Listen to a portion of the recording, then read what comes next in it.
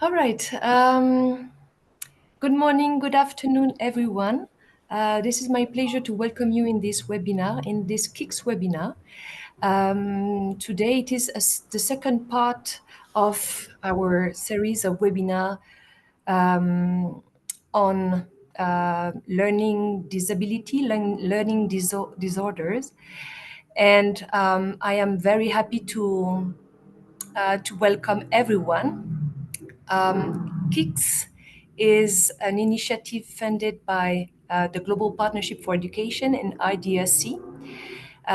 KIX stands for Knowledge Innovation Exchange, and we are happy as UNICEF for Eastern and UNICEF Office for Eastern and Southern Africa to partner with UNESCO IICBA together with African Union to support knowledge generation, knowledge exchange, and particularly today, knowledge exchange regarding disability inclusive education.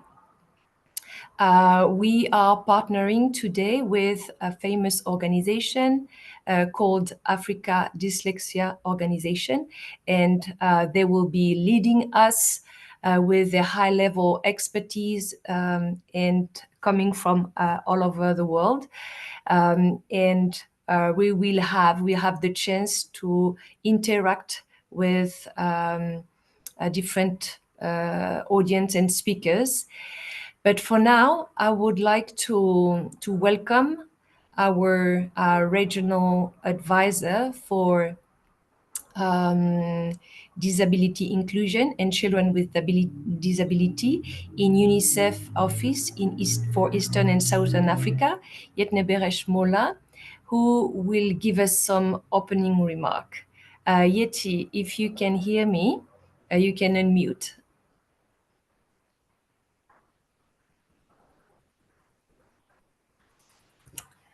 You're still on mute.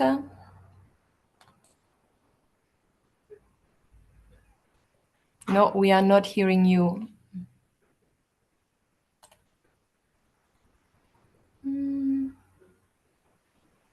Ask to unmute. Can I?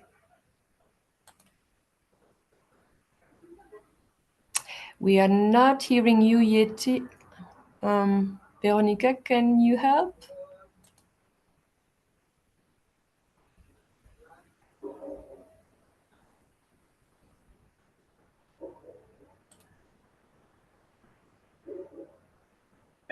Hope you can hear me now. Yes. Perfect. Apologies. And my video is on, I hope.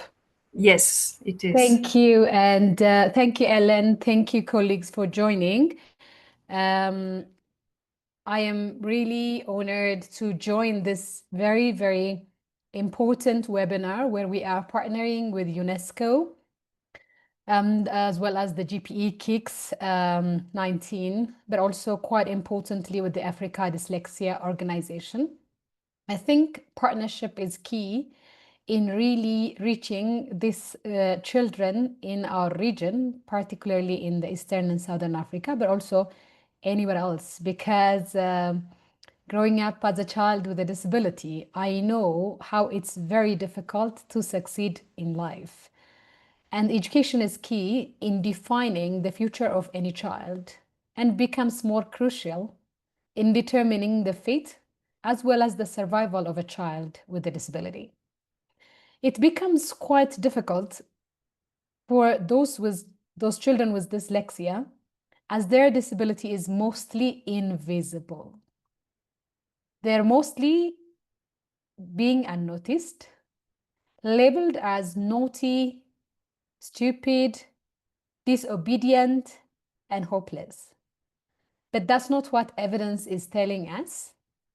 We know that dyslexia is a learning disorder or a learning difficulty, which may be addressed by really taking only some steps towards really supporting these children.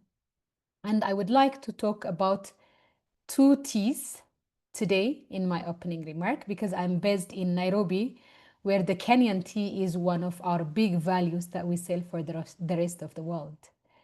The first T, of course, becoming teachers, and that's why we are here today. In most cases, especially in countries, in developing countries like Eastern and Southern African countries, for the first time, children would know that they have a dyslexia, mainly after they join school. And even that may be very late in grade 4, 5, or very, very late. That means they pass without receiving the required supports from the teacher. Even when the teacher identifies the child with a disability, in most cases, they don't have the skill to help those children. As we all know, schools are the only, or maybe one of the very primary places where we learn to read, to comprehend, to write, as well as to spell correctly. So that's why I say teachers are very important and crucial lifelines for children with dyslexia. In many instances, parents would have difficulty and no understanding in terms of how those children with dyslexia can be supported. It's only the teacher who can pass the knowledge he or she has to the child with dyslexia. That's why we're gathering today to look for experiences and together devise ways of supporting our learners with dyslexia in schools. Because we know that dyslexia does not only come with difficulties, but it also comes with strength. Strength in visualizing, strength in alternatively describing things, strength in problem solving. So these children are among the unique ones that we will need to invest in education. Our experience and evidences tell us, like persons and celebrities like Tom Cruise, like Keira Knightley, as well as Richard Branson, I hope most of you would know, have diagnosed dyslexia. For example, the head of the British High School, where Richard Branson, the current owner of the Virginia airline, as well as more than 400 companies globally, was saying that this young boy will either end up in prison or will become a millionaire. Today we know that Mr. Branson is a billionaire, and he always gives credit to dyslexia as giving him the strength. International wrestlers like Muhammad Ali, who have tried to express themselves in a different way because they have been denied the support that they needed to read and write, quite so many actors like Tom Cruise, Keira Knightley, and others all give credit to their dyslexia.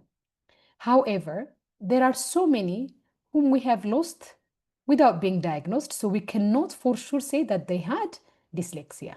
But there are some guesses based on their experiences, like people like Leonardo da Vinci, people like Napoleon, Winston Churchill, and others might have had dyslexia. I do hope that our children today, especially in the education system, would be able to get the support that they would need from the teachers so that they can thrive and succeed as Tom Cruise and Richard Branson did. The last and the second T I would like to leave with you today is technology, primarily assistive technology. We are really lucky that the children with learning disabilities, including those with dyslexia, are now able to get technologies, primarily assistive technologies, to overcome their difficulties in learning. And this is not going to be stopped because innovation never stops. Technologies like text-to-speech, technologies which can change words to images, and quite so many other technologies which we have at the moment are, however, quite expensive and may not be reaching our children in African villages.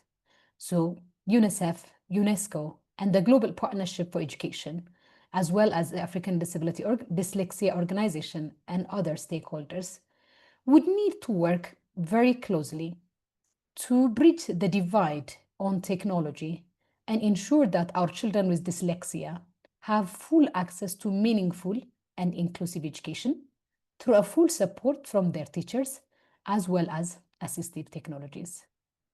I do hope our discussion today would not merely bring experiences, but also build bridges on better designing and implementing education for children with dyslexia.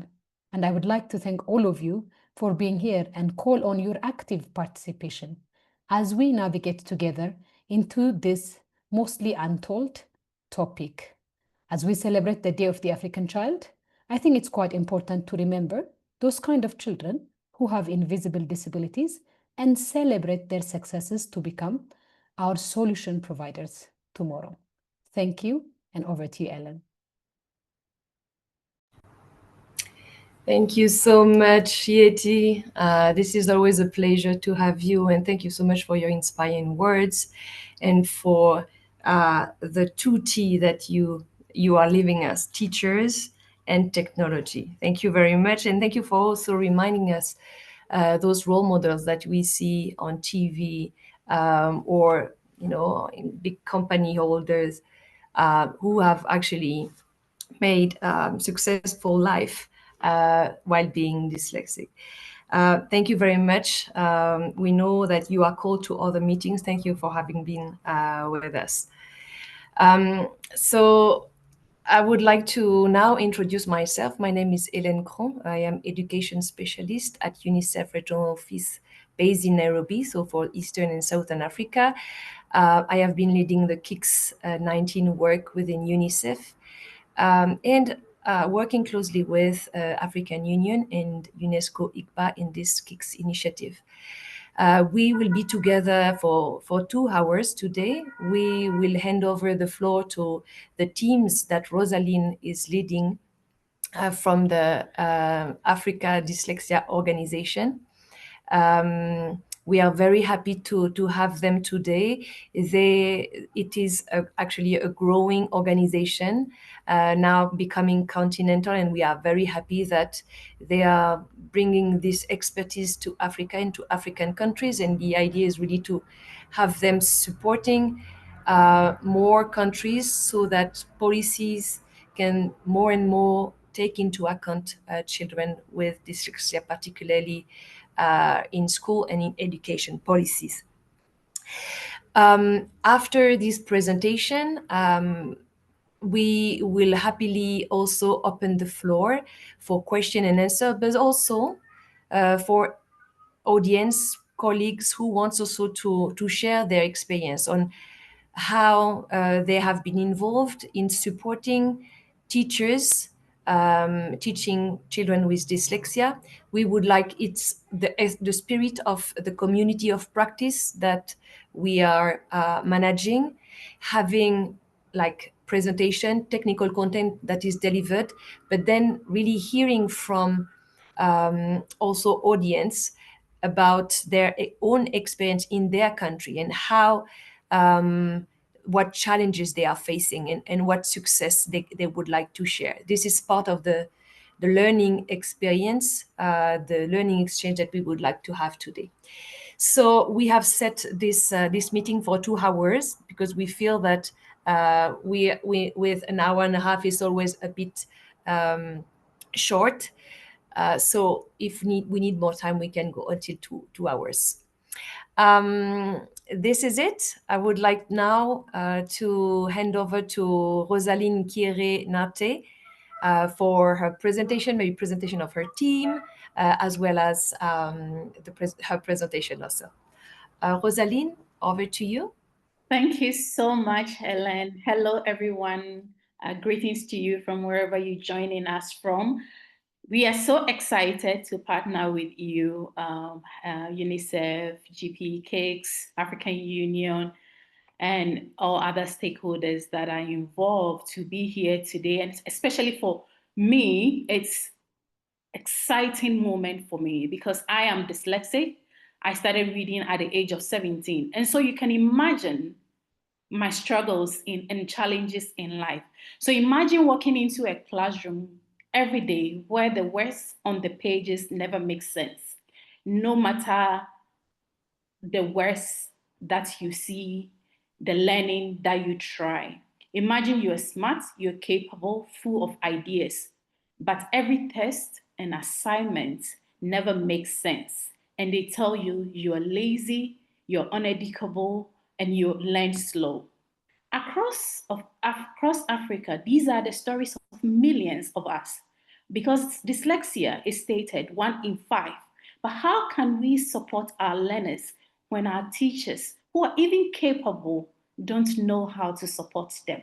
And that is why we are here today, together with my team, starting with Dr. Julie Washington. We are here to bring your mind to a message that has been forgotten for many years in our system, but it is important that in 2025, we are discussing it and trying to find a way to support our learners over here. So today's overview of the presentation is going to set our minds on how do we support our teachers or empower them so that they can support our children in the classrooms. And to go through that, we feel like going directly and telling you we need A, B, and C strategies to support them may not necessarily make sense. Because if we understand the agenda, if we understand the issue that has been happening, we would have started supporting these learners long time ago. And so we're going to take you from the basis of dyslexia and language and literacy, and then segue into what can we all do to support our learners. Therefore, permit me to introduce to you Dr. Julie Washington. She is a professor and speech and language, certified speech and language pathologist. Dr. Heather, who is also certified structured literacy and dyslexia specialist, and Justina Asafu-Ejei, who is inclusion lead.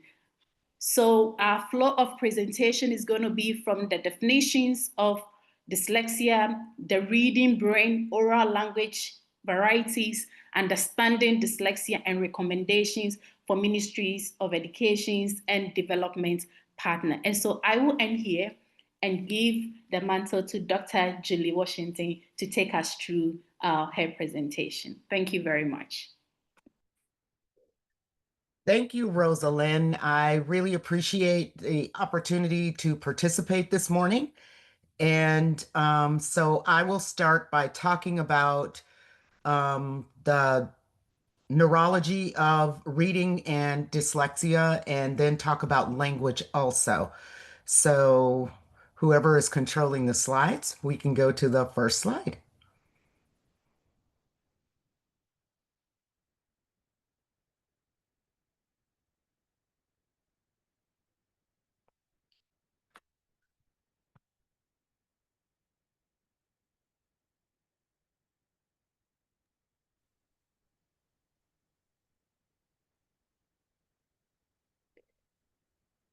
In the chat, if people want to add if they are dyslexic, if you're willing to share that, or if you have a child with dyslexia, that would be really helpful information to know. For example, I will add that I have a child with dyslexia.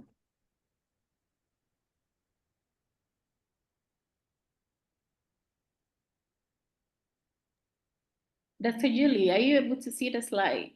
I can see the title slide only.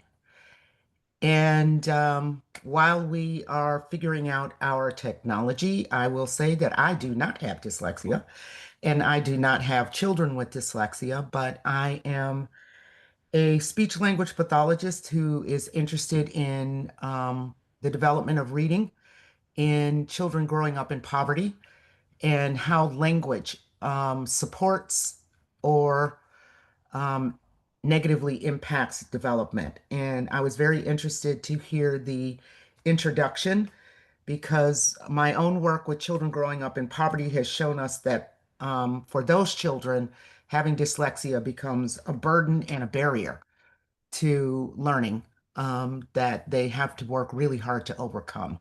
And so our goal is to influence that. And so we'll get started. We always like to start with our definitions, and this is a definition of dyslexia that was developed by the International Dyslexia Association. And interestingly, right now they're working on a new definition. As science progresses, we continue to refine the definition, But what we know is in 2025 that dyslexia is a neurobiological um, disorder or disability. It is one of 3 learning disabilities. Dyslexia impacts reading, dysgraphia impacts writing, and dyscalculia impacts mathematics. And so today we're going to talk about dyslexia, so our focus is on reading. And so it's neurobiological, and research has shown us that it primarily is characterized by difficulty with word recognition, poor spelling, word decoding, and a really significant deficit in the phonological component of language. And the phonological component is the sound system. So it's the sounds that you need in order to decode words. One of the things that characterizes, as we heard in our introduction, these children is that typically we see dyslexia um, in children where we don't usually expect it because it's a very specific disability for them. So these are children who often have real strengths in other areas and but difficulty reading. When dyslexia was first recognized, probably 200 years ago, it was called word blindness because of the way that it manifests in children and in adults. And that is what Rosalind described, which is looking at a page, seeing words, and just not being able to recognize them. And so when we see children with dyslexia, because they have so many strengths in other areas, it leads people to think they're not motivated, that they're being lazy or naughty, when in fact they really have difficulty recognizing and reading words. And as a result, one of the consequences is reduced experience with reading, despite the fact that these children probably need more experience with reading than any others do. Next slide. So I'm going to start by talking about the reading brain, because remember, this is neurobiological in origin, and we have many colleagues around the world who have studied the dyslexic brain and taught us what it is that we're seeing. Next slide. So I study oral language, and one of the big differences between learning to speak versus learning to read is that learning to speak is natural. And by that, I mean that we come into the world wired for speaking. So there are regions of the brain that are naturally wired to speak. And so unless children have a disability in language or they're not ever spoken to, they will talk. Reading is different than that. It is not biologically predetermined. It is a skill that must be taught. And so that's the big difference. Children may learn better language by being spoken to in high quality ways and by being educated, but most children will talk. But reading really relies upon teaching in order to develop. Next slide. However, when we look at one of the things we've learned in the neurological study of reading is that despite the fact that the brain is not wired for reading, there are certain areas of the brain that are activated when you do read. And so we see that there are these areas in the temporal lobe, the occipital lobe, and in Broca's area, which is also where oral language happens, that are activated when you read. And so we see when we look at the study of the brain that despite the fact that the brain is not wired for reading, the brain changes in response to reading. So there's certain areas of the brain that activate when we look at it using functional magnetic resonance imaging, which is called fMRI. fMRI shows us that when children are reading text, that very specific areas of the brain will activate. Importantly, on the other side of that is without reading, those regions of the brain do not activate. So when we study cultures, for example, where reading isn't part of the culture, we see that those regions of the brain that we see here do not activate unless you read. And so It's really important to see, in order for children to become better and better readers, for them to read more and more. And the more reading they do and the more skilled it is, the stronger these brain regions become. Next slide. This was really important work that was done about 20 years ago. One of the questions we had, because when we look at the brains of children who don't read or don't read well, we see that the activation in those areas where we want to see it is very, very weak. So some of the important research in this area was to answer the question, can we strengthen those areas with reading? And the answer is yes. So with reading intervention for children who have dyslexia and for any child who reads, these reading areas of the brain, those areas that are activated by reading, become activated. And with stronger reading, those areas also become stronger. So this neurobiological piece of dyslexia becomes important, not because the brain can't read, but because the brain needs more in order to read. It needs more opportunity, more practice, and more exposure to reading in order to become a reading brain. Next.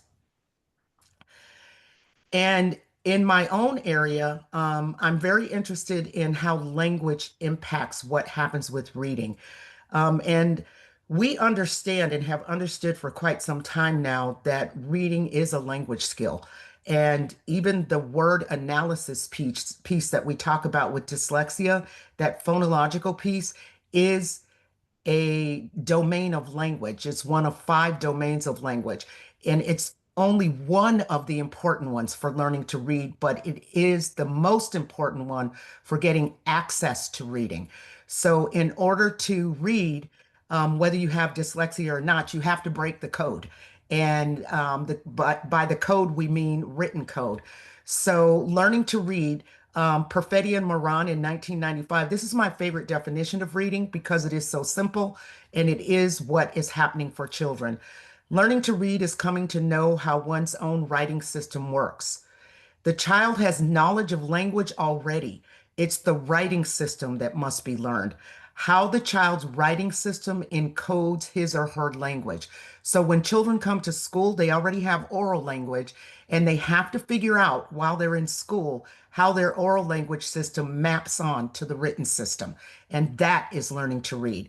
So reading is a written language skill rather than an oral language skill. And having strong oral language skills also supports stronger reading skills. So we know that children who come to school whose oral language is not very strong will also struggle to learn to read. Next slide. So when we talk about the code, attention to the code, and then to language, which is what we've been doing with reading. So the science of reading has taught us that the ability to encode your language is really important, has really focused on that phonological component, but that code is language. Phonology is language. It's all language. And so language skills really drive reading skills. Next. But it's not just in the early years. In the beginning of the study of reading, we really talked a lot about early language development. So when children get to school, they really need to have strong reading skills or strong oral language skills in order to read. So we were really focused on children between like 0 to 6 years of age. But then research started to show us that it's not just these early years, it's the later years that matter too. But in the early years, language drives reading. In the later years, starting at about age 8 in most countries, oral language starts to drive reading. And so they flip. So as you learn to read, your ability to use language really pushes your reading skills and they become stronger. And there was some work done about 10 years ago where it was shown that children's books have much more complex language in them than we tend to use orally. So children are learning very complex language by learning to read, not just by talking to people. So the relationship between language and reading is not unidirectional. It is bidirectional. They are reciprocal. language drives reading, and reading drives language. And when we see children with dyslexia, they don't all seem to be struggling with language in the way that we think about it. Like many children with dyslexia have strong vocabulary skills. They may have good oral language skills in terms of being able to hold a conversation. But beneath the difficulty that we see with reading is still difficulty with language, even when it's not evident that it's there. But all children with dyslexia have to have strong language skills in order to support reading. Next. So I use Ghana as an example because one of the things that I am interested in and have studied for almost 30 years now is how language impacts reading, but not just across languages and not just language strength, but differences within language really impact reading. And so when you look at countries like Ghana, Australia, many countries, there are so many languages that kids can come to school with. And within those languages, the more languages there are, the more dialects of those languages there are. And any one of those, and particularly, we talk about this as language variation. And so if a child's language variety is different than the language that they're learning to read in, or the text that they encounter, there's a lot more work for those kids to do. And so in many countries, we talk about the official language, and then we talk, which is the language that's used in government, education, higher education, and business. But then there's the language that kids use in their speech communities, which is called the mother tongue. And the mother tongue really influences, if kids are not making a connection between oral language and print, between the mother tongue and the official language, then it becomes very difficult to learn to read. I study children in this country who are Black children who speak a variety of English. So it's still English, just like the official language, but it's a different variety of English. And for those children, reading becomes very difficult unless we allow them to use what they know about their mother tongue to support the language that they're learning to read in. It is our tendency to tell children to stop using whatever language it is they use at home when they're learning to read in a different variety. But what we're learning is that that's actually not helpful. They are experts in their mother tongue and they need to use it to support learning to read. Next slide. So this hypothesis, very old, 1969, we just got to the point where we could prove it. We thought it was true, but the mismatch between the language system that you use at home and the one that you use at school increases the load for kids who are using other languages or dialects, making the process of learning to read much harder. So imagine coming to school with your mother tongue and there's a different language being used at school or a different variety of language being used at school. So it's English, but it's the English that you use at home, not the English that they use in books, and you have dyslexia. So this complicates it even further for kids with dyslexia. And we know that when we are talking about children who come from any cultural background, that they are using a different language system typically at home than they are using at school. And if you're already struggling with reading, this makes it more difficult. It doesn't mean that you have to give up your language. It just means that you have to learn to integrate it. Next.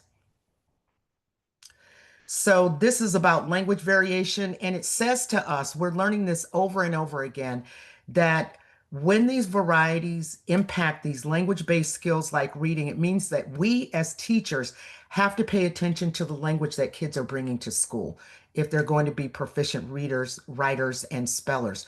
It doesn't mean that we have to get rid of it. It means we have to understand it better so that when we're teaching reading, we understand how to integrate it into our thinking and our teaching. The language of the speech community is not usually the school variety. Even here, I'm in California and I'm in the United States, and I know that many of the kids that I work with in schools are using very different language at home than I'm expecting them to use at school. And I need to help them bring those things together in order for them to be good readers. Next. So using two varieties can complicate any language influence skill like reading and writing. And it's true even if it's the same language. If you're using the same language differently, that difference can impact learning to read. We know that if you're speaking English and you're speaking Spanish, or you're speaking English and Chinese, going across languages, we know we have to pay attention. But the language variation talks about within languages too. That even if you're using the same language at school and at home, if you're not using it the same way, it still functions like a language variety for you. And we have to pay attention when we teach. Next. And then finally for me, this is Scarborough's reading rope. It is a theoretical model that's being used a lot in the science of reading. And this is just a very nice, which is why people like it, very nice visual depiction of what has to happen in order to learn to read. So at the bottom of the rope, we see word recognition. This is all those things that I'm talking about in terms of actually breaking the code. This is the part of reading that is often impaired for kids with dyslexia. It's the ability to recognize the words, phonological awareness, decoding, recognizing sight words. We keep teaching them, and they seem not to be learning them. But once you learn word recognition, which in some cases here, because of the science of reading, we've gotten pretty good at teaching this.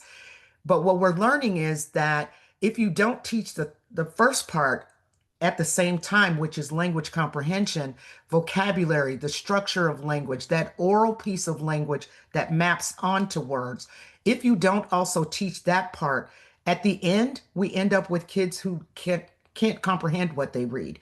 And that's one of the difficulties that we're facing right now, is that we're teaching kids, and this is true around the world, teaching kids how to recognize words, teaching them to decode, to break the code, but then not how to integrate those skills with language in order to create readers.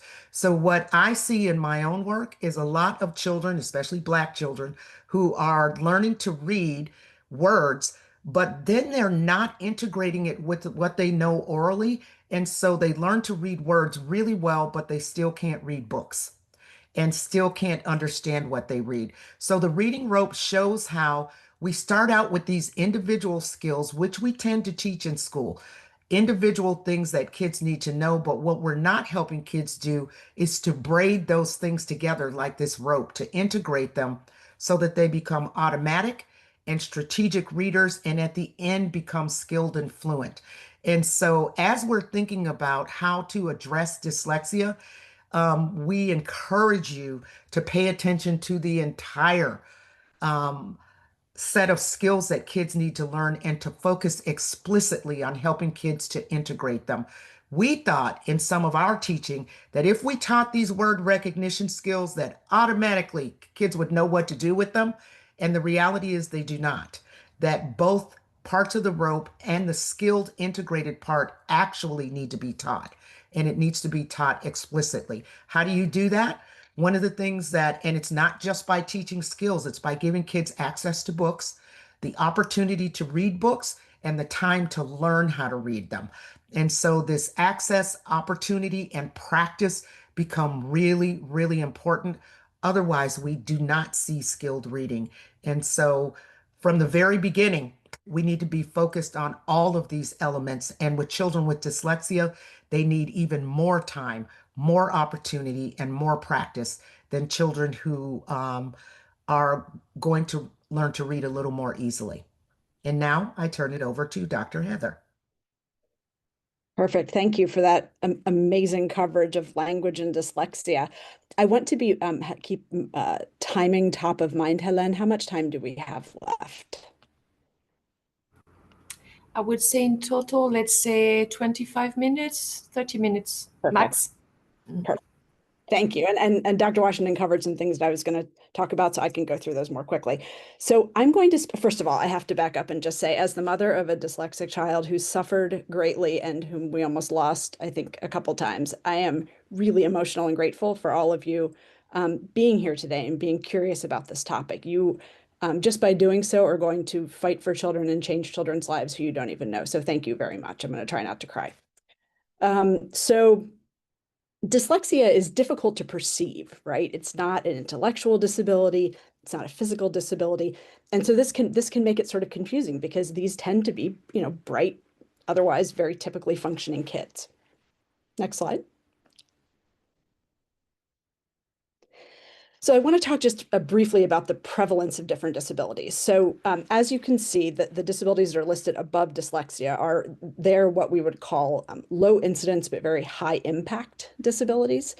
You can see that those percentages are relatively small compared to when you look at dyslexia, which is high incidence, high impact, and can be 5, 10, multiple times higher than these other disabilities. And so I wanted to put this out there just to demonstrate the common occurrence of this, and how important it is to, again, support teachers in understanding how to support these kids.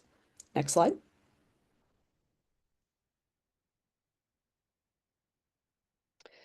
So Dr. Washington went over, I think, what dyslexia is very clearly. But in general, if you have or observe a pretty typically developing child, and you kind of cock your head at the difficulty they're having reading and spelling words quickly and accurately, I encourage you to trust your gut and start asking questions. I think as educators, as parents, sometimes we think, oh, they'll catch up, it'll be okay, it'll get better. And often we're told these things. And again, just trust your gut if you have a typically developing child and you sort of go, something's not right, but I can't quite put my finger on it in terms of reading and spelling and writing words. Next slide.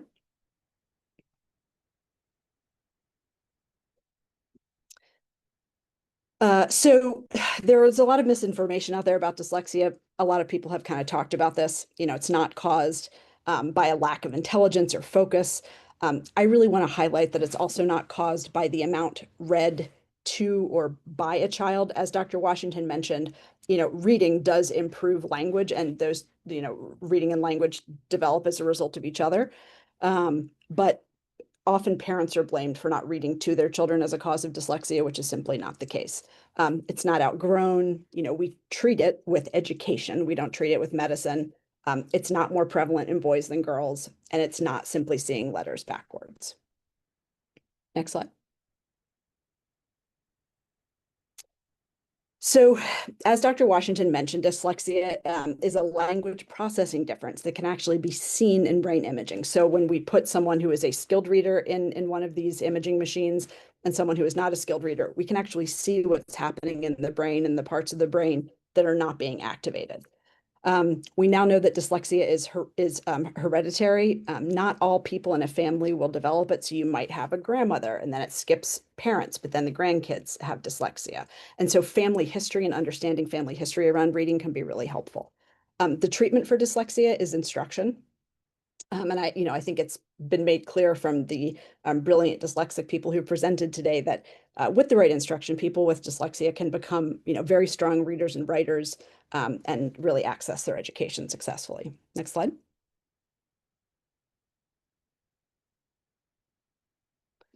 So I want to answer, there's a question a great question that says, don't you think dyslexia comorbid with other disabilities like intellectual disability gets overshadowed? So it's difficult to identify the kids with dyslexia. It's a great question. It is less typical to see dyslexia overlaid with intellectual disability, and this may not be your question, and we can address it later if it's not. But I think that the signs and risks of dyslexia are not as well understood as they could be. And I think if we can empower people with that information, it will begin to be easier to parse different disabilities. So this is a slide again that Dr. Washington went through, which just shows the parts of the brain that are activated in skilled readers. And in students with dyslexia, the orange part of the brain has some difficulty. So if I ask a dyslexic kid, tell me the sounds in the word cat, they might say cat, or they might say k, but very rarely will they say k, at. So discriminating sounds is difficult. And then the blue part of the brain is, in simple terms, where we kind of connect those sounds to letters. That's also difficult for kids with dyslexia. And so if that pathway is not operating like a super highway, it becomes very difficult to read the words on the page. And so All kids benefit from instruction, explicit instruction in the code of a language. Dyslexic kids need multiple times more practice with that code in order to make the connection between the orange and blue and then the green area really, really functional. Next slide. Sorry, someone just told me I was speaking too fast. That's the New Yorker. I apologize. So I want to just touch on evidence-based instruction and access to education. Next slide. So we know from 5-6 decades of research across a variety of professional areas, so linguistics, psychology, neuropsychology, speech and language, that the best kind of instruction is explicit. So we're not assuming that kids are just picking up on something, we're directly teaching it. It's systematic, so it goes in a specific order. It builds, it's cumulative. We use assessment data to understand what gaps kids have. And there's more and more research that supports the idea that multisensory learning is really helpful.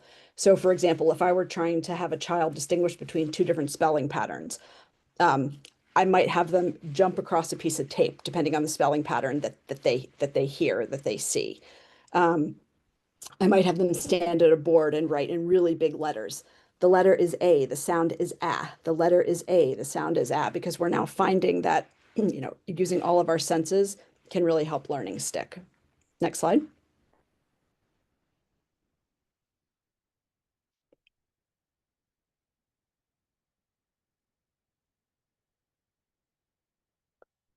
So a point was also just made in the chat about the importance of kind of early screening and intervention.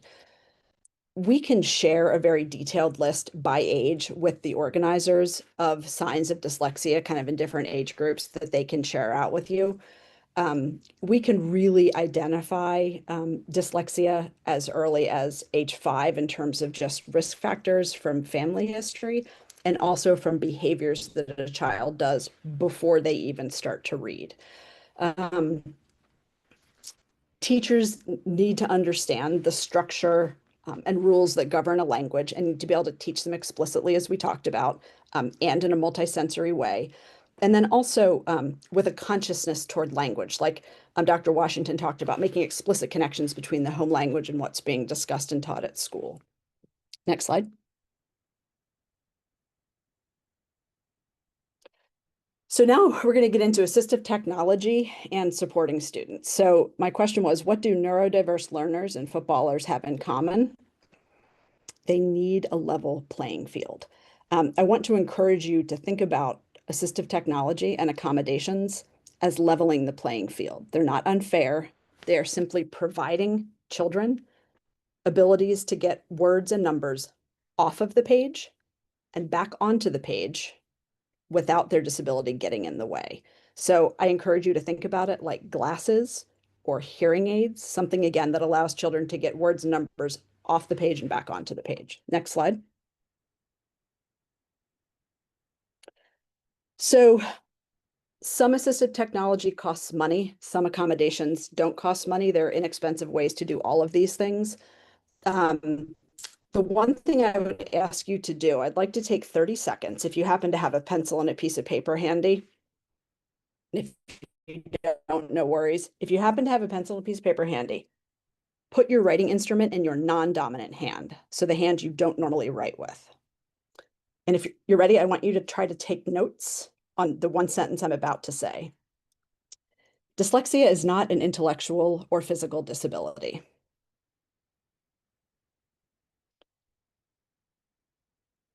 How many words have you gotten down? 2? Half a word?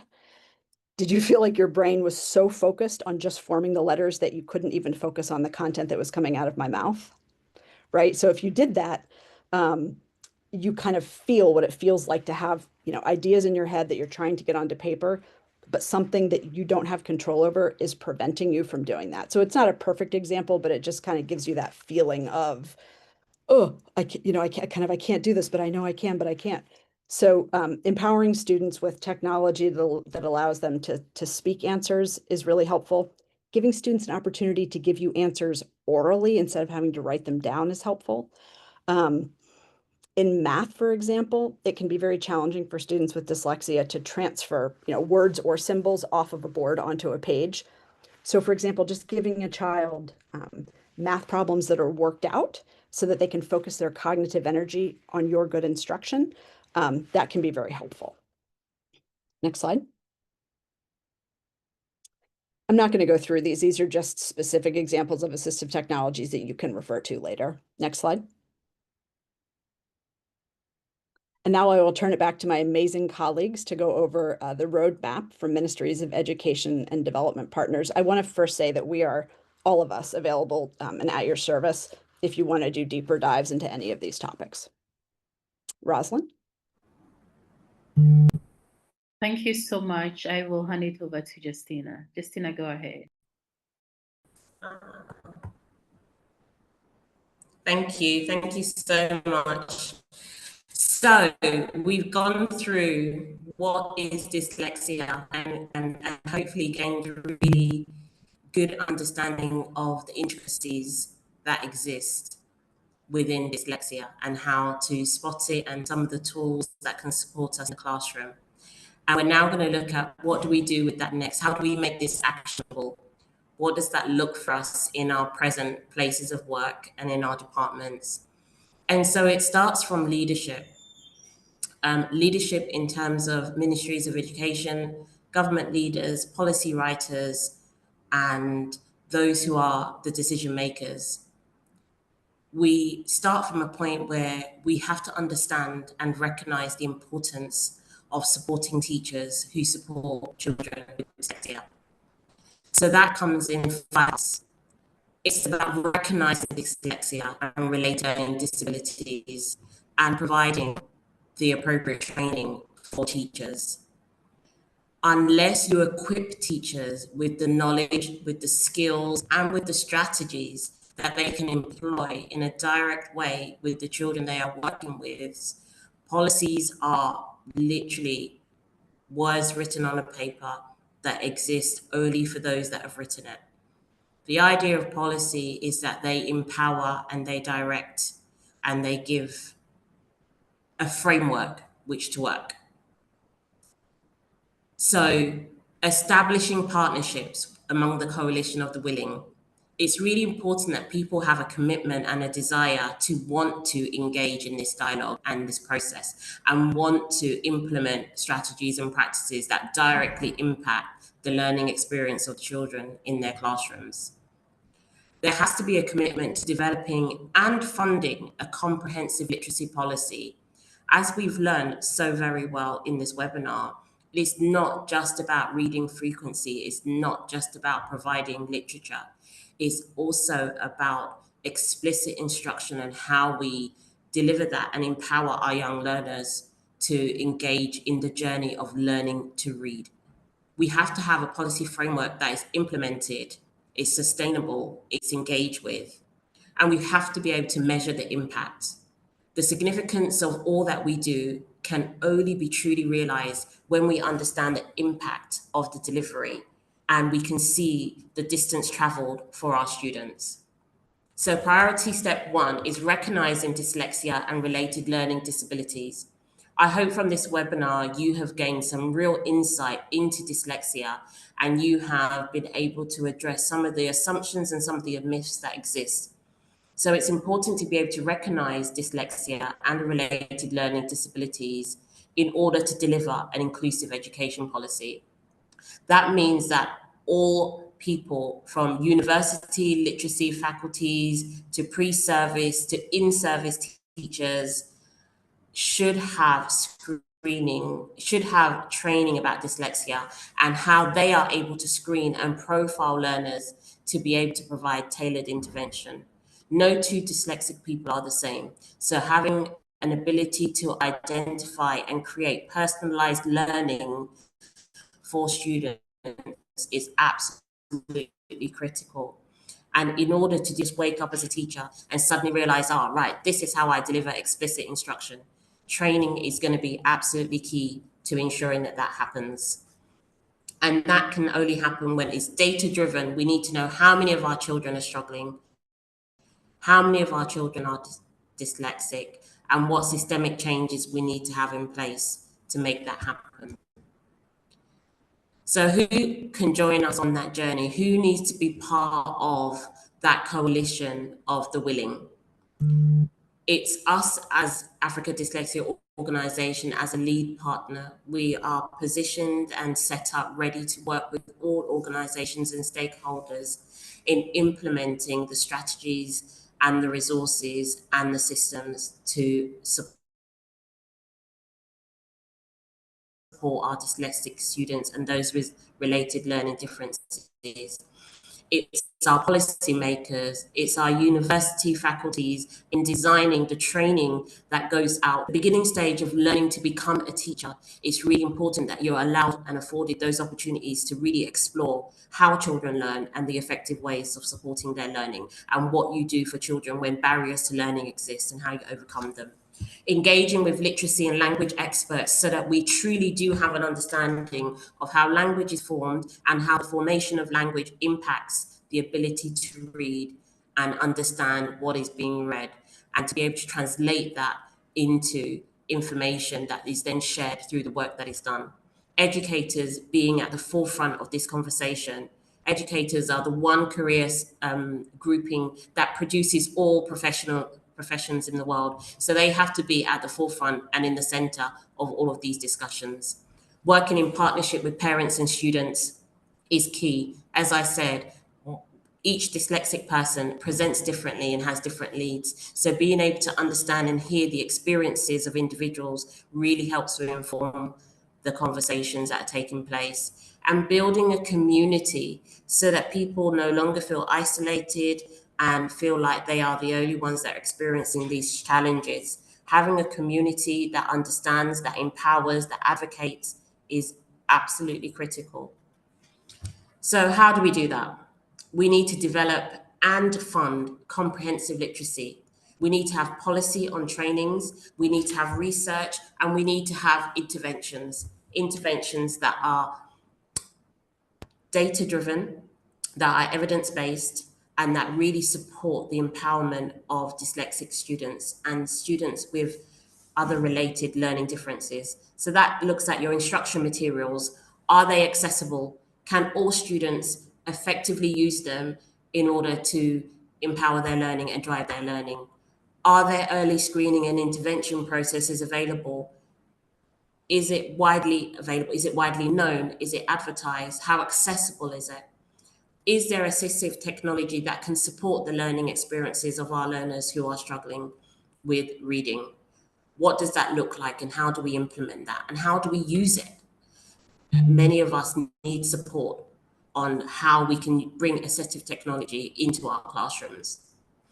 And then we need to have a policy framework that is developed in partnership with all stakeholders and implemented. Many times we have policies that remain at policy level and do not trickle down to the delivery within the classroom. So systemic, scalable, and monitored, being able to monitor and being able to make sure that it's sustainable throughout all of our education systems. All of that delivered in partnership with all stakeholders so that all voices form part of the change and so form part of the support. Next slide, please. So how do we measure impact?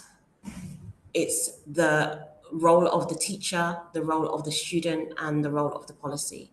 So what are the student outcomes? What do we want to see for our students with dyslexia? How do we want to measure their outcomes? How do we know that the impact of what we are putting in place is actually effective? How do we ensure that teacher knowledge and practice, whether in schools or in universities, has been designed to motivate and empower teachers? Teachers need to know that they are being supported, that they have the relevant information that they need, they have the resourcing, and that they are given the green light in going ahead in supporting are neurodiverse students. So students with dyslexia need to know that they have teachers who believe in them and who will go the extra mile to make sure that they have what they need to be able to thrive within the classroom. And we also need to be able to evaluate our policy implementation with an outside eye, with a view external of our own, ensuring that the lens from literature, from professional standards, really is able to evaluate the impact and also the progress. Because it's not stagnant, right? Our learning is not stagnant. We continually have to evolve. We continually have to look at how we can do things better. So as teachers, as policymakers, as ministers, as thought changers, as advocates, we are always wanting to ask ourselves, what else can we do? How else can we support the children that we are educating? How else can we empower the coming up generation? What else is needed to make sure the learning experiences is equitable, it's accessible, and it's meaningful? Next slide, please. So, one of the quickest ways that you are going to be able to meet those goals that we have set out and those priorities is to access the Africa Dyslexia Organization Conference 2025. This conference is set over 2 days, August the 13th, 12th and 13th, 13th and 14th. Oh my goodness. My neurodiversity is showing itself. I can't remember the numbers. So 13th, 14th of August. And it has been designed to provide you with keynote speakers who will absolutely blow your mind in terms of knowledge sharing. So you got to have a taste of Dr. Julie and Dr. Heather. You will get more of that. We have amazing workshops that will give teachers practical instructions and resources that they can implement the very next day from their classrooms. We are encouraging as many of you to sign up to attend in person or virtually. Both options are available to you, and access the plethora of professionals and experts in the field of dyslexia and related learning differences. So there are early bird registrations that are open. The deadline is the 20th of June, it's just this Friday. In-person attendance, there is a discount for students and there is a virtual attendance, and you'll have all of this. But I would encourage you to start having those conversations. Start having the conversations in your classrooms, in your offices, in your departments, in your faculties, in your teams, and ask yourself this. Has everything that can be done to support dyslexic students and students with related learning differences, has it been done in my institution? And if so, what more can we do? And if not, where do we need to start? Can we review our policy? Can we look at our teaching practice? So one of the things that I always advise to teachers is remove the cognitive load from your students who are dyslexic as much as possible. So an example of that can be you set your lesson and you have your lesson objectives, and many teachers will ask their students to write their lesson objectives out in their books. And for a dyslexic student, that is immediate panic and overload. You can alleviate that by simply printing out the learning outcome and getting them to stick that in their book. Already you've removed that huge barrier of anxiety from them, and you've allowed them to start the lesson on par with their peers who don't have that struggle. So they don't have to waste 20 minutes trying to complete a task that you could have done for them, and they can get straight into the lesson. Frederick Douglass, famous enslaved African who learned how to read through tricking his master's children, I believe it was, into teaching him, gave this quote: "Once you learn to read, you will be forever free." Reading is an essential and critical life skill that not every child automatically gains. And therefore, when you have children in your classroom who do not have that automatic skill set or that automatic avenue to learn, it's incumbent on you as teachers, educators, and policymakers to remove the barriers for those children and implement strategies, systems, and resources that make sure that they are on a level playing field with their peers. They are not disadvantaged because we didn't put the necessary resources in place. The disadvantage should not be us as educators and policymakers. We should be doing everything we can to make sure that those children are empowered to thrive within the classroom and outside of the classroom. So thank you so much for giving us your time to walk through this webinar. We hope that you're taking away some really key bits of information, strategies and resources, and we hope that we've ignited a fire in you to go out there and look at how you can better empower children who have dyslexia, diagnosed or undiagnosed, or other related learning differences, and how you can empower them to be able to effectively navigate your classroom spaces and thrive within your education systems. Okay. I'll Thank hand you back so over much, to Justina. Helen, I believe, for Q&A. Thank you so much, Justina. And we are so thrilled to be able to do this. What I just want to say is, because there's a question that was posted to me a few days ago that, oh, but now we are starting to work on foundational learning. Yes, and we are grateful you are working on that. But when it comes to the subject of dyslexia and related learning disability, we have to be intentional, because there has been many numerous programs that have come and gone, and it did not address. So even though we have those programs that you believe would cater for all, the universal design for learning, the foundational design for literacy and all that, it is great, but we need to be specific. We need to be intentional. We need to address the needs of children with dyslexia and related learning disabilities, because we learn differently. We are not equal, and we need programs that will support them. And for that to happen, with everything that has been presented here, the teacher needs to be supported. So I know that we have development partners here. Maybe this is a call for you all to start looking into the direction. And that's why we're so happy about the GPE KIX program that is starting to look into this, and it is the right way to go. But we need all others on board to look at this in a holistic way so all children can be addressed and supported. We cannot achieve the SDG 4 if we have a big number of students, 1 in 5, let's say 1 in 10, even if it's 10%, is a huge number being left behind. And so we hope this is a wake-up call for all of us, and we are happy to be working with you. If you're a Ministry of Education here, you're an institution here, you want to know more, just as my colleagues have said, we are here to work with you.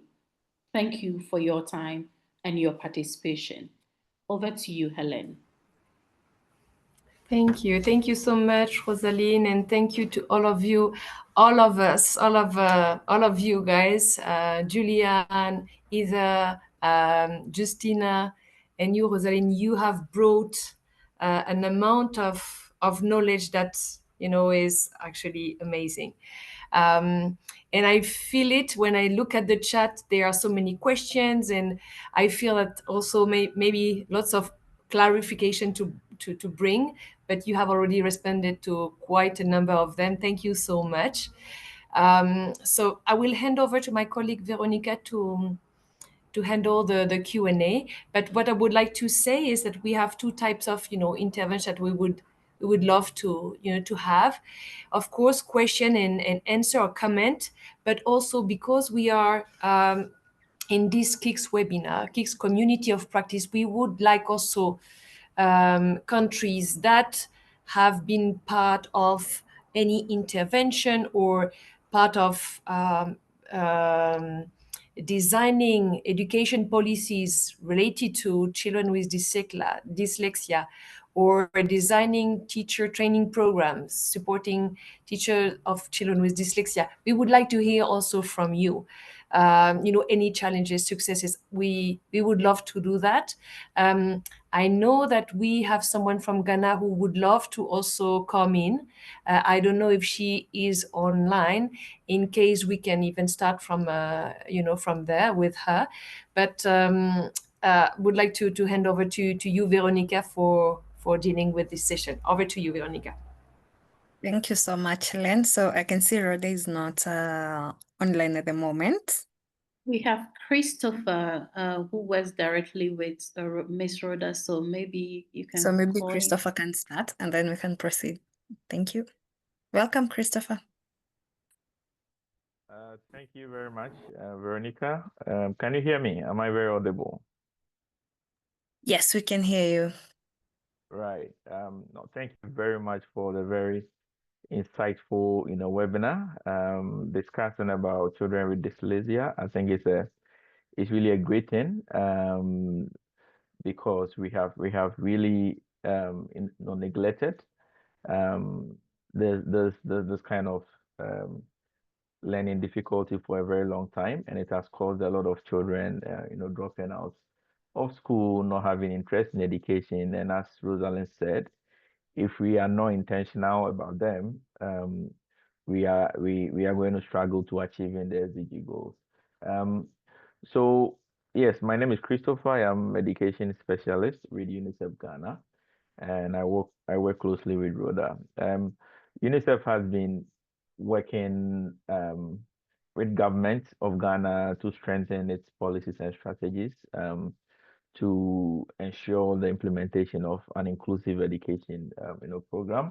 So 2015, we worked together with relevant stakeholders to develop the inclusive education policy, and that comprehensively looked at the issues of the various forms of disability and how government and its stakeholders need to really support the implementation to address the issue. But on 2023, 2024, we had to conduct an impact assessment to understand how to what extent the policy has been implemented, and we realized that even we have not reached even up to 15% of teachers with capacity to even understand what the policy entails and what they need to do. There was also a general issue about awareness about the policy and also issue of data and evidence to support what we do. And so based on those findings and many more, UNICEF has worked with the Ministry of Education to update the policy. So we've undergone a very comprehensive policy review. So currently we have a 2024 inclusive education policy that is has been designed to address the various challenges that the impact assessment showed, especially on the issue of learning difficulties. It's unfortunate to know that Ghana, we don't have really public funded institutions for educating learners with other forms of disability such as autism and specific learning disability like dyslexia, the dyspraxia, and the dyscalculia and so forth. So we believe this policy review that has made a very strong case to ensuring the integration and focus on the work on inclusive education. I think it's in the right direction. The policy to also been accompanied with a very comprehensive communication strategy and a robust costed implementation framework. And so just learning from the past and putting this across. But for UNICEF Ghana, aside work around policy, I think Rosalind mentioned, we have worked so much to develop resources for what they call the universal design for learning approach, that we have built capacity at the pre-service and in-service level so that teachers are able to handle the children comprehensively. and ensure that children are learning according to their needs. Of course, there is a lot of need for much more research and deep dive into what is it that we can do in the space of improving learning for learners with dyslexia. And I like all the recommendation that I think was this Julie or someone gave. Very, very comprehensive one. I think the only bit I will want to add to that is even about real-time data, monitoring system that really tracks what we are doing. Are we really achieving what is it that we are doing, so that we don't wait for even a long time? So as a policymaker, as a development partner, if we sit in our offices, are we able to track and follow up that yes, this number of children have dyslexia, are they undergoing the rightful pedagogy and co? And this is what we are currently working on with craft education, which is also a startup organization into special education needs, and we are working closely with Special Education Division of the Ghana Education Service to build a real-time monitoring data platform. We currently have the prototype. We are still working with academia to test it, and policy and research organizations, to test it and operationalize it, hopefully within the fourth quarter of this year. So UNICEF is working on policies, on building data systems, on demonstrating solutions that really work and bring everyone around the table, and also working closely and strengthen our partnership with agencies like the Africa Dyslexia Organization and other like-minded agencies to create a very robust awareness. And we are particularly excited to be related to this upcoming conference because of the need of what this engagement covers. So let me just end here for now. I know you might have a lot of people who want to come in as well. Thank you very much, Kenzie. Right.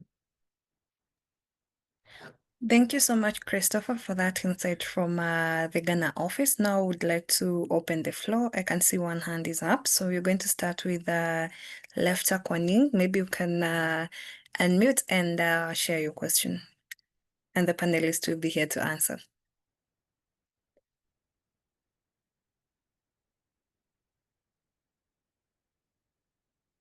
Lefta Kwaning.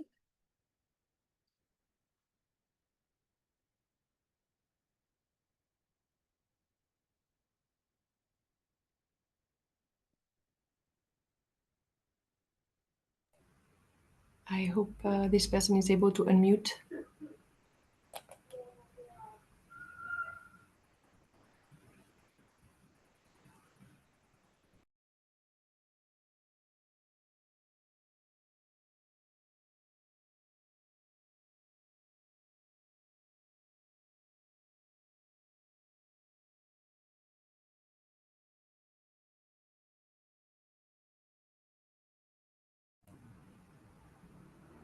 We are not hearing anything.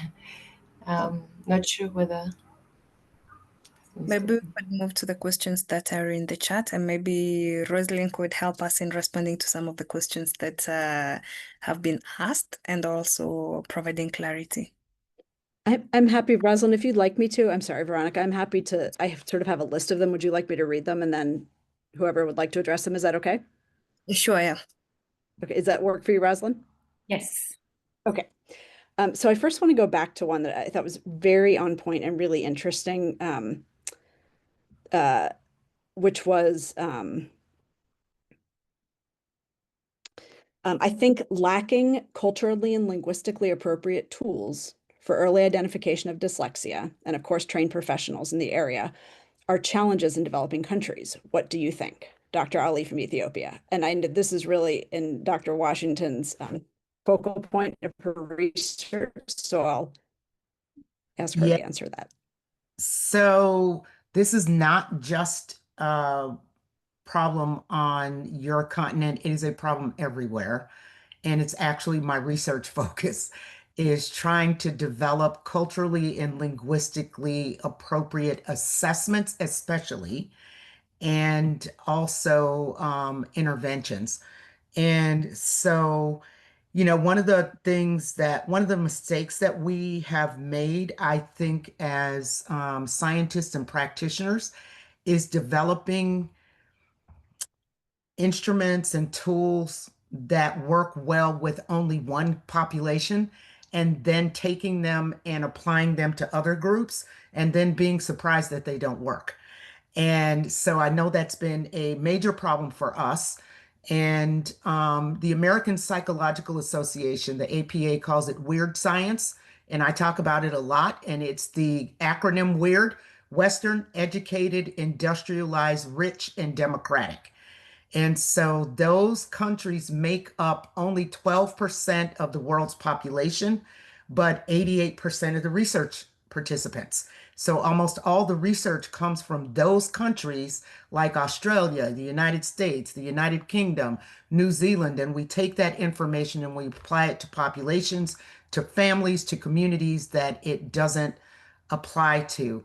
And what it has done with us is, I know for the groups that I'm interested in, is that I've had seen a couple questions in here about poverty, and these instruments cannot tell the difference between poverty and disability. It can't distinguish them. So kids who are growing up in poverty look impaired on these instruments when in fact that is not the issue. And so we are in the process in my lab and others of trying to develop instruments and approaches that are more culturally appropriate and linguistically appropriate for the populations that we serve.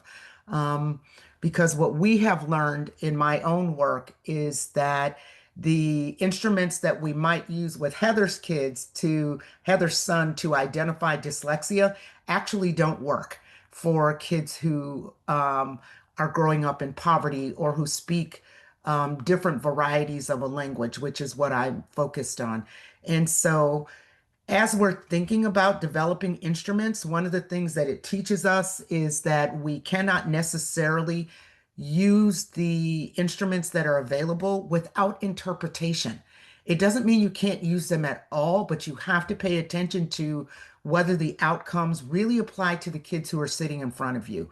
And for teachers, it requires that we really know our students, know what really characterizes kids from a particular cultural and language background.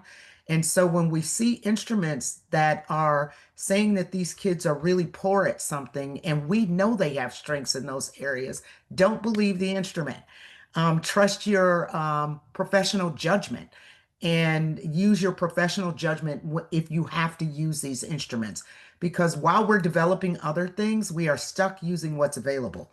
And so what we're trying to do in my own work is to take some of the things we know about language and reading and adapt them for use with the populations that we're working with, or throw them out and develop something completely different because we know it doesn't work. Every time you work with a child in your school, you are collecting data. And so when you write things about what your kids can do, what they're having difficulty with, we use that kind of information to help us assess kids because we don't have instruments that work very well. So yes, this is a problem globally, that most of what we know about language and about reading, the benchmarks, all of those things were developed with populations that don't look like the populations that we serve. And so it is critical that we work together to develop instruments, approaches, things that really apply to the kids we're working with, because the ones we have available don't work very well. I know that's not a satisfactory answer. All I'm doing is confirming what you're saying, Dr. Ali, and that is no, we do not have those instruments. It is an issue across cultures and across languages. And so as you're beginning this conversation about dyslexia, one of the things we say to Rosalind is don't make the mistakes we made, where we did these things and then we tried to retrofit them to groups that they don't apply to. focus from the beginning on making sure that the instruments that you're developing are actually appropriate for the children and the adults that you serve. Absolutely. Thank you. Boom. Rebecca, can Boom. you- Great answer. How about there's also one that I will give a not as good answer as Dr. Washington will, but I'm going to give it a shot. It says, please explain and give examples of how to practically use home language to support learning to read in a second language. So there are a couple of things. I'll just use Spanish as an example. There are things called cognates, which exist in both languages. So it's sort of the same word or similar word in both languages. So for example, in Latin-based languages, something like re means again, re in Spanish and in English.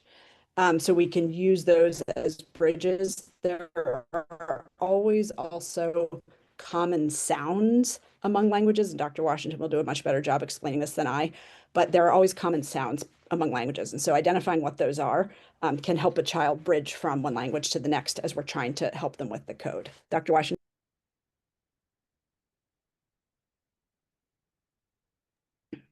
Did you ask me a question? Repeat the question because I was yapping. Yes. Sorry. Please, What's could the you? question? I'm sorry.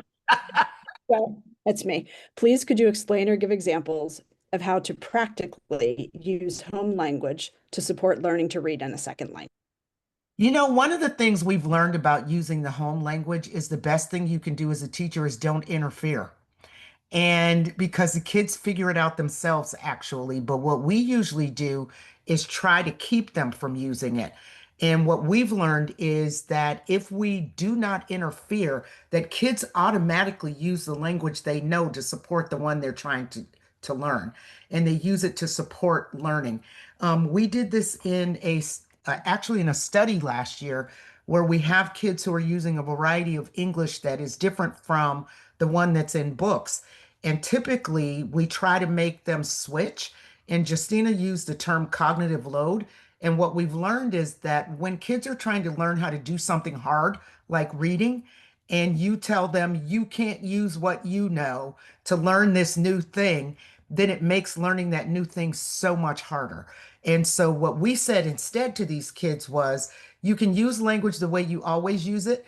You can use it when you talk, you can use it when you read. And what we find is that kids use their own language skills naturally to analyze the new things that they're doing. And it supports learning to read, and it supports learning to write. So if you are a child who pronounces words differently, we can see that when you write. So like if you say whiff, WIF instead of with, WITH, you'll also write it that way. So as a teacher, when you're teaching spelling, you get the opportunity to help the kids learn to spell it in a conventional way, but we don't interfere. And we found that that's the best way to support kids using their home language, is to not interfere. And one of the things I actually learned in South Africa, watching teachers teach, is that whenever they get to a hard concept, if it's an English medium kind of school, when they get to a hard concept, they switch to the mother tongue. That is a great way to allow kids to support what they're learning with their home language. So if it's a really hard concept, you don't want kids focused on English. You want them focused on learning the concept. So you use the language that kids are comfortable with to support them when they're learning these new concepts. And I saw teachers doing that naturally. It's called translanguaging. And so translanguaging is across languages. You allow kids to have access to their entire repertoire when they're learning things. And so it's that access that makes a difference. It's not that you necessarily have to do the comparison for them. We tried that and it doesn't work. And so instead, the kids are doing the actual comparing, and they do it automatically if we allow them to. So I say, don't interfere. Allow kids to translanguage. Allow them to use whatever language system they need to get reading, to get writing, and then you help them transition into English. And most of the time, kids do it themselves. They naturally. There's a researcher at in Johannesburg who studies translanguaging. He's like my favorite researcher. I'm like a fangirl because he's so good at it. And one of the things he saw in these classrooms, somebody keeps asking about large class sizes, and I do want us to address that because it's very different than, especially in rural areas, than it is in some of our classrooms here. But when he was teaching something and he wanted kids to problem solve, he allowed them to break up into groups. He had 6 languages in his classroom, break up into groups and talk about this hard concept. And what he learned was that kids automatically break themselves up into language groups when they're trying to solve a problem. So they find other kids who use the same language that they do, go into a group with them, they solve the problem in their mother tongue first, and then they come back and do it in English. And he said he didn't have to do anything. He just allowed them to group themselves. And they automatically group with people whose language is going to help them solve the problem too. And so it is a natural process to use your own language to support. It's we as educators who interfere with that process, but kids do it naturally if we allow them to. They use their entire language repertoire to learn new concepts, including reading and writing, especially anything language-based. They will use their own language to learn it. And that's a good thing. Yeah. Thank you so much, Dr. Julie. That was quite insightful. I would like us to take again the question from Anna, which says, I teach at an international school with small class size. I also live in rural Zambia and know teachers who have classes of 80 to 120 students. How realistic it is it that they can offer the needed support for dyslexic children? Do you have any advice on how to help these teachers? I think it's not unrealistic, but it's not easy. A few years ago, we had students who came and visited us from some of the rural schools in South Africa when I was in Georgia. And we took them to one of these specialized dyslexia schools where there are like 7 kids in the classroom, 10. So small, so specialized, so easy to teach. So different from 80 to 120 kids. And one of the best things you actually can do is group. If you have 80 to 120 kids in the classroom, I know there's not unlimited space, but you can move kids into smaller groups. And one of the things that people studied here for a long time is who should be in those groups. So do you group all the kids with dyslexia together in order to teach them to read? The answer is probably no. That's one of the things we learned from our research, that those groups need to be mixed, because you don't need a bunch of kids who can't read working together, watching each other not read. And so instead, you mix the groups with some kids who have strengths, some kids who may have weaker skills, and then you work with them together. And the kids also support each other. And so grouping is really, really important when you're trying to meet the needs of kids who are struggling. To have smaller opportunities for kids to engage with books and to engage with each other in learning how to read. And this idea of who to group together ends up being really important. And we're starting to see schools, for example, there's a really great school in Atlanta, Georgia, that you would think wouldn't work, but it's a school for kids with autism. And they admit kids with autism and kids who don't have autism. And they mix them in classes together, and they all end up learning from each other. And the school performs really, really well. And in the beginning, I thought, how is that going to work? And it turns out that it works really well. The kids with autism learn a lot of things from kids who use language typically and who socialize typically. And the kids who are typically developing and don't have autism also learn from the kinds of strategies that you use with kids with autism, it turns out. And so this mixing of kids who have struggle and kids who don't struggle turns out to be a really great strategy for helping kids to learn. Because you have to have good models.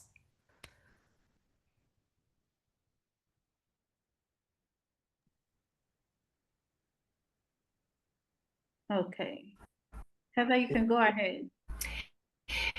If I can, I see one question that is very interesting around how do you prepare learners and how to equip teachers to help learners with dyslexia prepare for assessment or national examinations, or even during the examinations, any accommodation.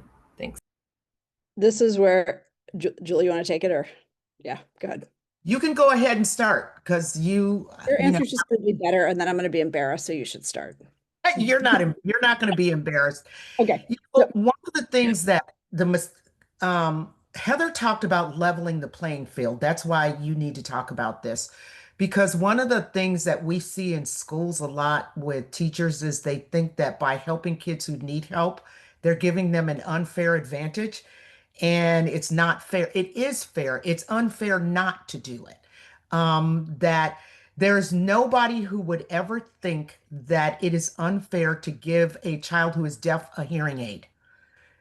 But so why do you think it's unfair to help a child who's struggling to read? And so it's that invisible disability. Nobody would ever think it was unfair to give a person who's blind something to listen to, or give a hearing aid. Those are all assistive devices. And so if you're deaf and I give you a hearing aid, it gives you an opportunity to hear. I used to say that I have a son, he doesn't have dyslexia, but he does have a disability.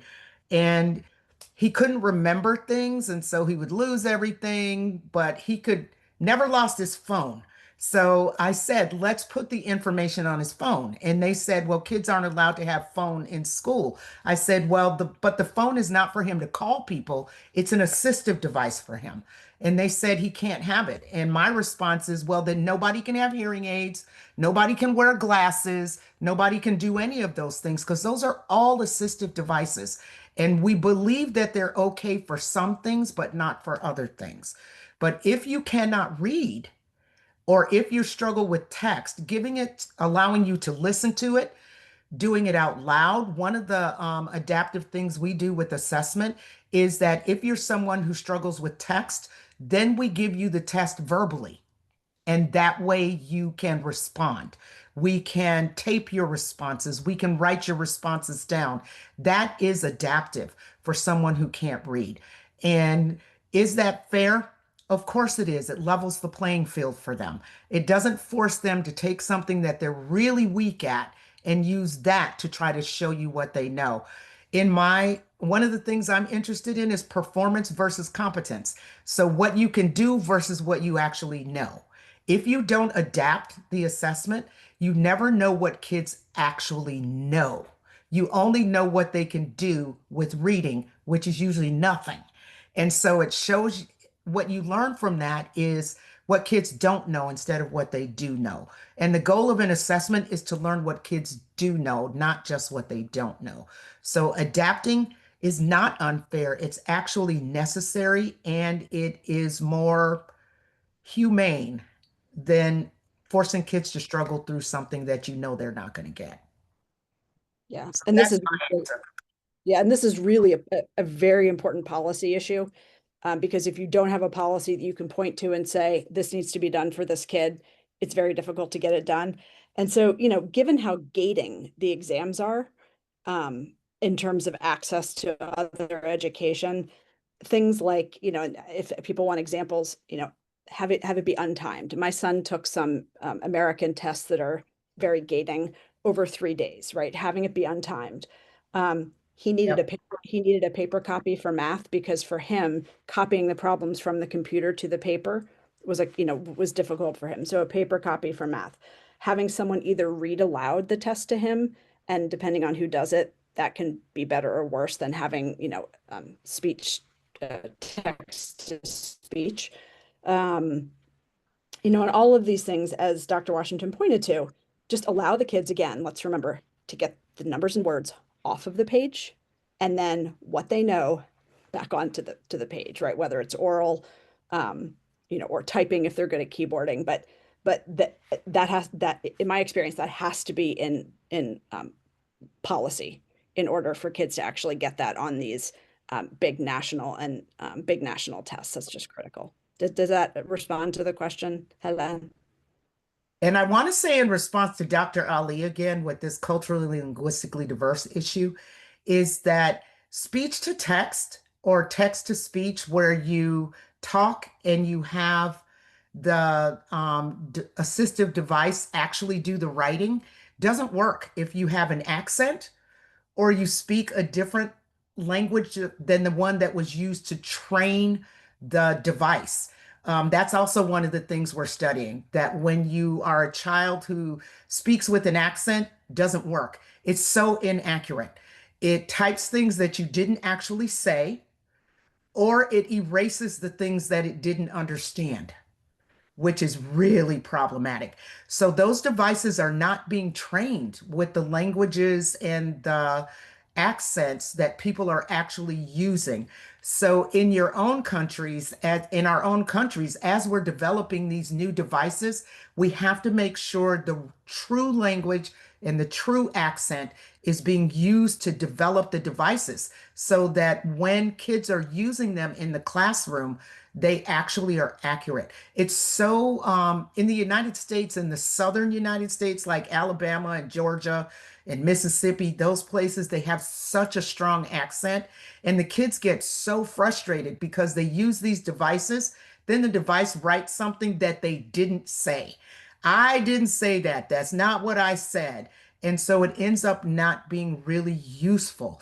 And so as we're training these large language models for AI, they have to include African accents, African voices, African languages, not something you got from Britain or something you got from Australia, because it only works with their languages and accents. That's what we're learning. And in the meantime, I talked earlier about just let kids give oral answers. Let them show you what they know with their voice. Right, record it, let them give oral answers. We're not, the technology piece is going to take years to solve. In the meantime, we have a very low-tech option for these brilliant kids like Rosalind to show us what they know. Oh, Heather. I was just going to add something to what Dr. Julie was saying. I remember when I started using Glamoury as dyslexic, and I would speak to I would type something, and then there's the speech. I would type something out, and it would change my text to be something that is not what I was saying. And then the speech to text software that is embedded in the Microsoft Word as well, I will speak and it's typing something, and I realize it has to do with my accent. It's not hearing me properly. And that is a huge challenge. And that caused also us we are looking into strategies, policies, what we can do, innovations in Africa to support people from the continent. We have to take into the context of this. We can't, because we hear that, oh yes, there are assistive technologies. Let's go and bring them. We have the best one that is working in the UK. We have the best one that is working in Europe, US. Let's bring it. But let's ask ourselves, is it going to work in our context? That's right. Has it been tested here? What are the numbers? What are the success rates? And so I'm saying this for the ministries of education here.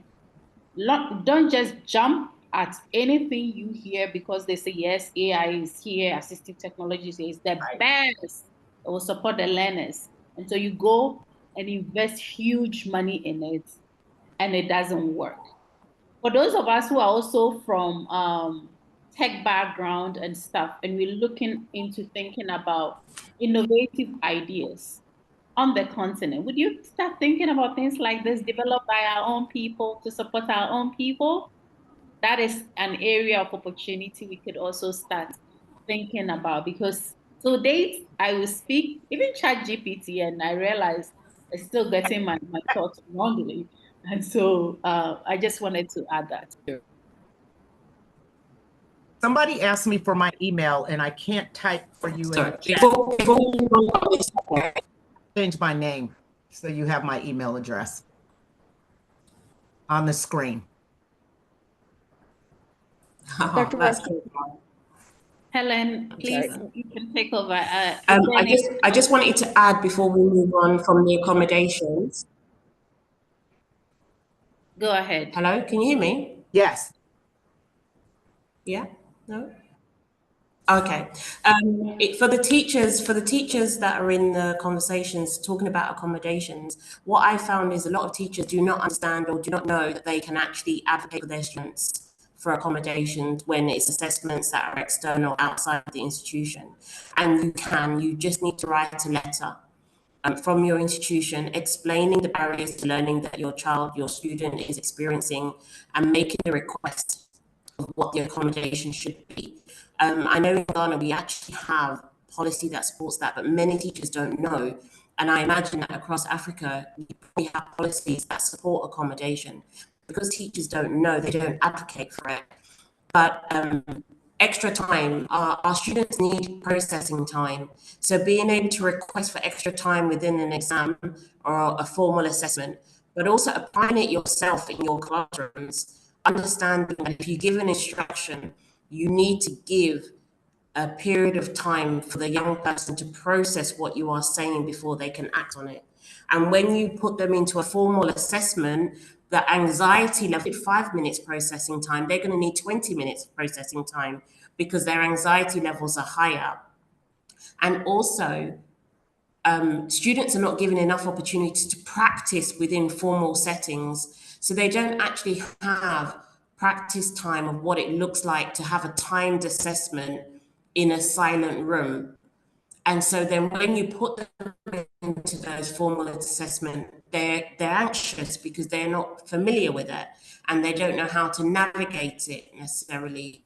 So I would say as teachers, advocate for your students, request accommodations, extra time, a reader, somebody to read for that child, a scriber, somebody to write for that child. Write to wherever you need to do, but also apply that in your own classroom so that it becomes the practice that young person is very much used to and that they can take elsewhere. And also within universities, you can also advocate for yourselves and make those accommodation requests as well. And leaders that we have on this webinar, look and see how is the policy being implemented? Where is the policy being shown? Do your people know that these policies exist and do they know how to navigate the policy and seek assistance and help in administering the policy within your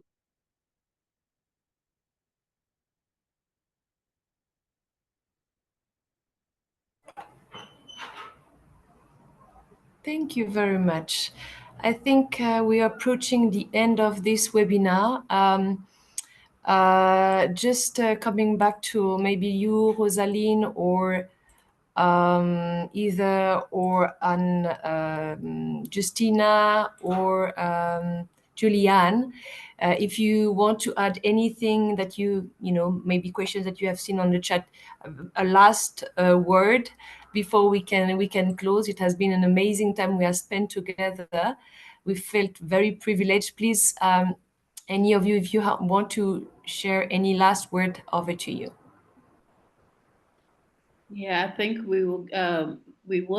So we will start with Heather and go to Justina, Dr. Julie, and I will close it off. I'm really honored and grateful and humbled to have the opportunity to spend this time with you all. And please know, like I said, we're all at your service. Thank you.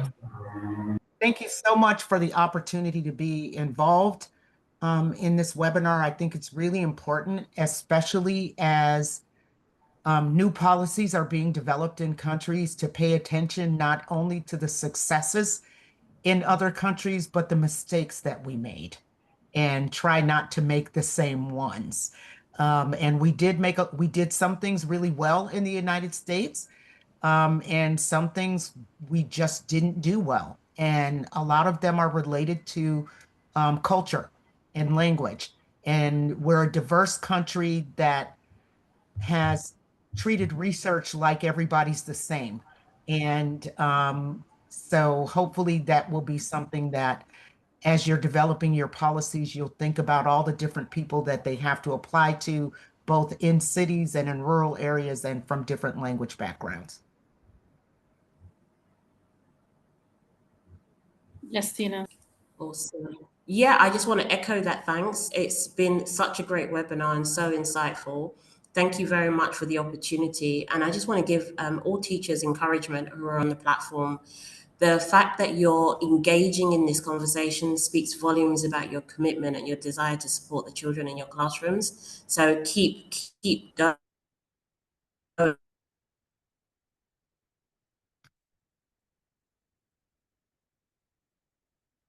Keep attending these webinars, keep researching, and keep looking at how can I make my classroom more inclusive? What do I need to do to make the children in my classroom access learning and love learning in a way that's meaningful? Because often we expect the children to change. So keep going forward and keep empowering yourselves to do more for the children in your classrooms. Thank you so much. Thank you so much. I just want to say a big thank you to you, Helen, Veronica, all your partners from GPE KIX team, UNICEF, UNESCO, IDRC. I'm always struggling to pronounce, say the acronyms. We thank you very much. This is a necessity, and I'm glad this conversation has begun. It started last year and continuing this year. I hope this doesn't stop. We are here as Africa Dyslexia Organization and all our partners and consultants. We are here to work with you hand in hand to make this a reality. Let's not this be just one of the talks. We come and listen and we go and nothing happens. Let this be an action start point that we will see results. You have the liberty to help the students that will be landing on the streets. We don't want it to be like the US, where dyslexia is like the prison pipeline for many people in the prison now. That is how serious what we are discussing is. And so we're calling on all of you. We know that the ministries of education, most of the time they are willing, but most of the time too, they need the funding, they need the resources, they need the partnerships of development partners. And we're calling on you as well to look into allocating resources, support in this area when it comes to dyslexia and related learning disabilities. And it will go a long way. If you need help, please visit africadyslexia.org, our website. Be in touch with us. We invite you to join us in Accra on the 13th and 14th for the amazing conference. Bring your educators, bring your ministries, and let's dialogue together and set the agenda straight. Thank you. And remember, every child is a star. If I can be here today talking to you, and if you know my story, you would see that when you give support to a child, every child has a potential and every child can try. Thank you so much. Thank you so much, Rosaline, for bringing in your own personal journey and for all of our amazing speakers that we had today. Something I was reflecting on when I heard, the content that we have heard, but also the questions that I have seen on the chat is maybe like we can use this webinar, use the question that has been asked to maybe develop a joint policy note or that will actually address the questions that we have not responded today. Happy also to pick a particular subject that participants would love to maybe deep dive another time, because we feel that really this subject is still very unknown in Africa, particularly, and particularly decision makers have to be more aware of what dyslexia is, how to address it, how to equip teachers to support children with dyslexia learning to read and getting the skills that they need. What I feel also is very interesting, it has been something that has been raised in the chat, identification. How we are supporting teachers to identify kids, but also refer them to the professionals that are around. Maybe mapping who in the community who has skills to help those children, because we know we are talking today about the teachers, but the families are asking. Some of them, they feel helpless because they don't know how to actually support their children. They might have books at home, but they have no way. They don't understand how to support their children. So why don't we also try to, as a Ministry of Education, try to push for mapping what services are available to support those children. Then now teachers will also be able maybe to refer. I like also the idea of coalition as well. First, if you are a teacher, or you as a school leader, or you as Ministry of Education, you feel that you cannot move this agenda, why don't we try to set up some community? Think about what is the first step that we can do. It's of course, we cannot move the agenda alone, and it will take time. It will be a gradual thing, but let's start with the first step, and it will go further if we are together. So I would like to really thank all the participants, but also our colleagues from Africa Dyslexia Organization. I encourage you, all of you, to connect, to learn about dyslexia, find movies, find resources. There are actually resources online, not too much tailored to the Africa context. So do not hesitate to reach out to this organization. They can help you wherever you are. You have also partners around you. UNICEF is there, UNESCO is there. You can also try to bring everyone together, start talking about this. This is the first point, awareness raising. So I would like to thank everyone. It has been a great 2 hours that we have spent together. I have learned a lot, even though I have a child with dyslexia, though I'm very happy to have learned even more. And I'm looking forward to interacting more and sharing all recording and probably joint policy note together with African Dyslexia Organization to all of you participants. Thank you so much, and have a great rest of the day. Thank you. Thank you so much.